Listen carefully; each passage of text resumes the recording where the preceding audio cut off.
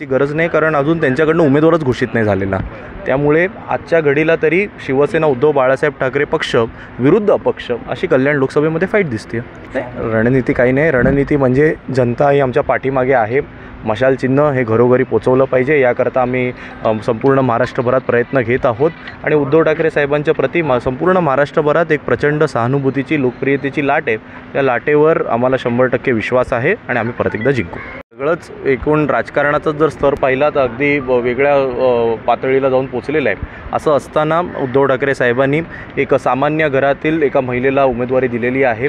अगदी कमी वयामध्ये त्या नगरसेविका म्हणून निवडून आलेल्या आहेत। कल्याण डोंबिवलीसारख्या मोठ्या महानगरपालिकेमध्ये विरोधी पक्षनेता म्हणून त्यांनी काम केलेलं आहे आणि त्यामुळे एक सामान्य महिला विरुद्ध धनशक्ती असेल किंवा मसल पॉवर असेल अशी सगळी लढत होणार आहे। त्यामध्ये कल्याण लोकसभेची जनता ही निष्ठावंत वैशाली दरेकर राणे मॅडमसोबत उभी राहतील मला खात्री आहे। असं कोण असेल तर पक्षाचा सचिव म्हणून आमची जबाबदारी, आम्ही त्यांच्याशी बोलू, नाराजी दूर करू। पण मला वाटतं पदाधिकाऱ्यांनी सुद्धा आता हे लक्षात घेतलं पाहिजे की ही आता लढाई ही आपल्या छोट्या मोठ्या नाराजीपेक्षा देखील खूप मोठी लढाई आहे आणि त्यामुळे गद्दारीला मातीमध्ये गाडण्याची ही लढाई आहे। ती लढाई निष्ठावंत म्हणून आम्ही लढत असताना 100% कल्याण लोकसभेतील जनता ही आमच्या पाठीमागे उभी राहील। वैशाली दरेकर राणे मॅडम या कल्याण लोकसभेच्या खासदार म्हणून निवडून येतील।